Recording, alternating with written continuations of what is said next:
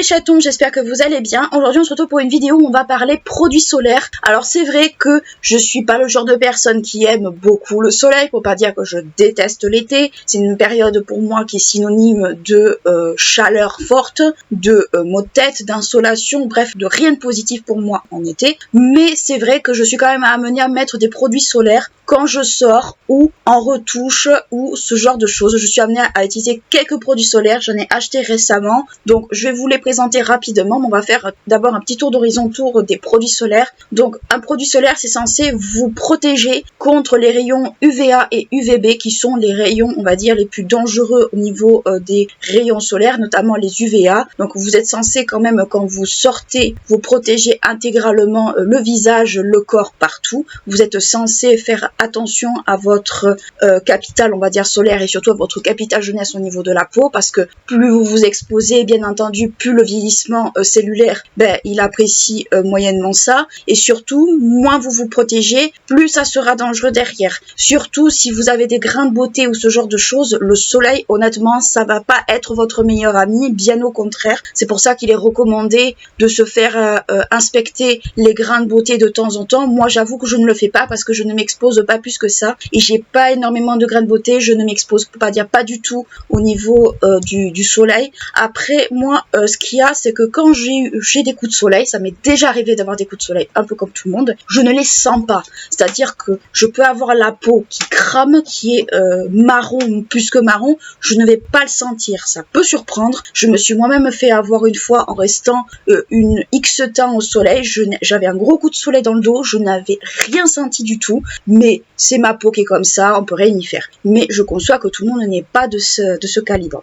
Le mieux, c'est que vous mettiez votre crème solaire. Alors si vous êtes amené à sortir le matin, vous mettez vos soins visage, bien entendu, préférence des soins quand même qui sont assez hydratants pour garder l'hydratation au niveau du visage. Et ensuite vous mettez votre crème solaire, vous laissez sécher quand même de sorte à ce que la peau quand même sente qu'il y a une protection, puis vous vous maquillez par-dessus si vous voulez. Ça ne pose pas forcément de problème en soi. Après, ce qu'il y a, c'est qu'il faut aussi, alors si vous vous maquillez, il y a tout ce qui est spray, protection solaire et tout ça. J'en ai un que je vais vous présenter juste dans quelques instants. Et si vous vous maquillez pas, vous pouvez utiliser les crèmes classiques que vous trouvez chez Avène, que vous trouvez un peu partout, qui sont tout aussi bien. Mais sachez qu'il faut renouveler la protection solaire toutes les 2 heures si vous voulez avoir une protection optimale. Quand vous êtes tatoué, par pitié, faites très attention quand vous avez des tatouages. Surtout, vous vous protégez le corps. Vous mettez une crème solaire. Pourquoi ? Parce que tout simplement, premièrement, l'encre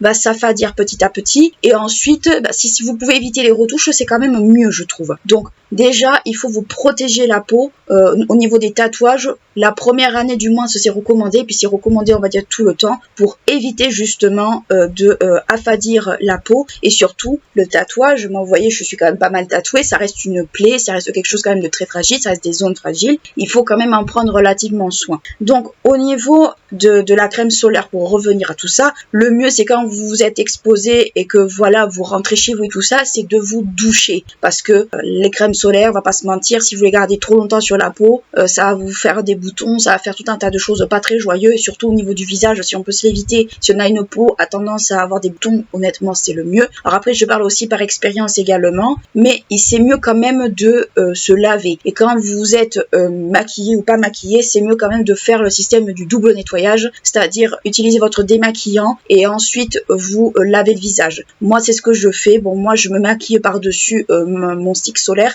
mais c'est mieux de le faire quand même. Beaucoup le recommandent et c'est vrai que c'est pas totalement stupide parce que la crème solaire, ça reste en surface et ça reste en surface, enfin, oui et non, ça fait quand même un voile protecteur, mais ça peut quand même ne pas être bon au bout d'un certain moment. Donc au niveau des produits solaires, j'en ai pas énormément à vous présenter, mais je vais vous présenter ceux que j'ai. Donc déjà en niveau solide, j'utilise le stick solaire à l'huile d'abricot de chez La Rosée, qui est comme ceci. Donc c'est un stick qui se présente comme ça. Alors l'avantage d'un stick comme ça, c'est que vous pouvez l'appliquer sur le visage, vous pouvez l'appliquer sur toutes les zones du corps. Il y a à peu près 18,5 grammes, pas énorme, mais si vous avez des petites zones, c'est quand même pas mal. Pour le visage, c'est pas mal. Après, alors avantage, c'est qu'il est compact, c'est que vous pouvez le trimballer dans votre sac à main, vous pouvez faire des retouches quand vous voulez. L'inconvénient de ce produit, déjà, c'est l'odeur. Il a une odeur atroce. Enfin, moi je l'ai mis, j'ai voulu le mettre seul, j'ai pas pu le garder seul, il a fallu que je me maquille dessus parce que l'odeur de ce produit est ignoble. Franchement, elle est ignoble cette odeur. Donc déjà, au niveau d'odeur, c'est pas terrible.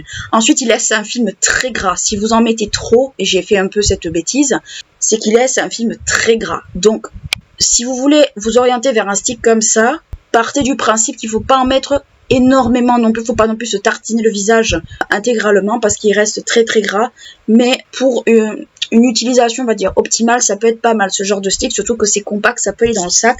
Ensuite, un produit que j'ai déjà utilisé et que vous m'avez déjà vu utiliser certainement si vous regardez mes vieilles photos ou ailleurs, c'est La Roche-Posay, l'Antelios XL en protection 50. Alors c'est du 50 que j'utilise, c'est pas du 30. Hein. C'est toujours du 50 et là c'est du 50+, donc c'est un spray qui est comme ceci. Donc c'est un spray qui fait visage, corps et tout ça. Et moi, j'utilise surtout pour mes tatous. Je le mets sur mes tatouages. Alors, ça fait un film un peu blanc qui disparaît ensuite. Mais j'utilise sur mes tatous. Et quand je suis maquillée, je me le mets par-dessus le maquillage. Comme ça me fait une double protection. Mais sachez que si vous n'êtes pas trop fan des crèmes, on va dire un peu liquide ou quoi que ce soit, ça peut être une bonne alternative. Moi, je sais que je préfère 1000 fois ça aux crèmes blanches qui laissent on va dire, un aspect blanchâtre que je trouve pas très agréable. Il est quand même relativement pas mal. Si vous voulez quelque chose alors je l'ai testé par le passé, j'en ai été très contente.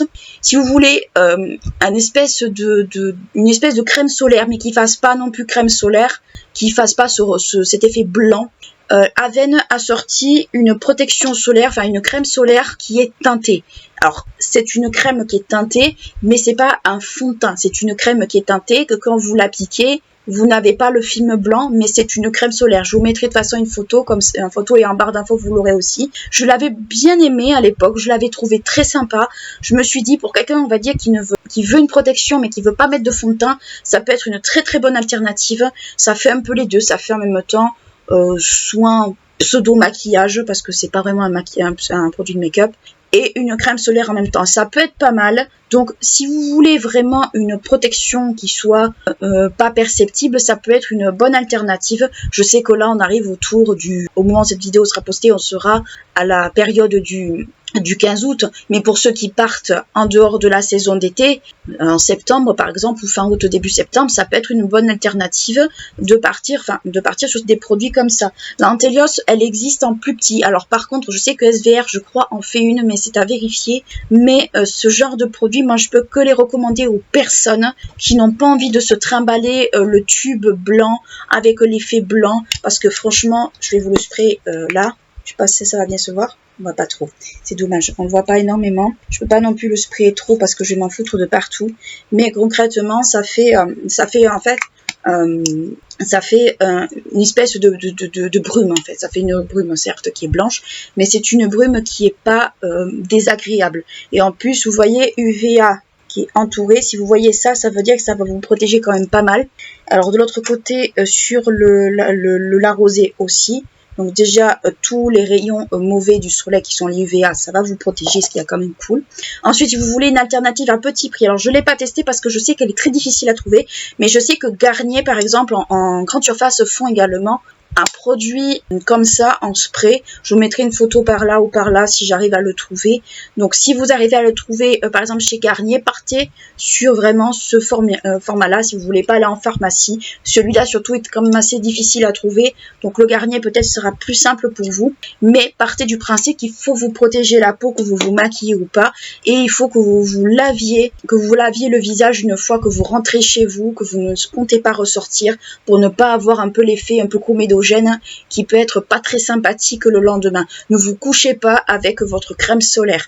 Honnêtement, moi je le savais pas, et c'est vrai que honnêtement, déjà qu'avec la chaleur, on a tendance à avoir des boutons, du moins les personnes qui ont une peau un peu à imperfection. Si en plus la crème solaire nous colle des boutons aussi, c'est pas très sympathique. Donc voilà ce que je peux vous donner comme conseil en matière de solaire. Je suis pas la mieux placée, c'est vrai que pour ce genre de produit, mais je comptais quand même vous en parler parce que ça fait partie des thématiques qui sont importantes. Se protéger la peau, c'est important. Tout comme, on va dire, prévoir les anti-âges et tout ça, c'est important. Et surtout, éviter d'exposer vos enfants trop tôt au soleil parce que honnêtement, des enfants qui sont exposés trop vite au soleil, je suis pas sûre qu'au bout d'un moment, quand ils vont vieillir, ça leur fera du bien. Je veux pas être moralisatrice, mais moi j'ai le souvenir de copines qui rentraient de vacances extrêmement bronzées et tout. Avec le recul, je suis pas sûre qu'en vieillissant, ça leur fasse beaucoup de bien, surtout que certaines ne se protégeaient pas la peau.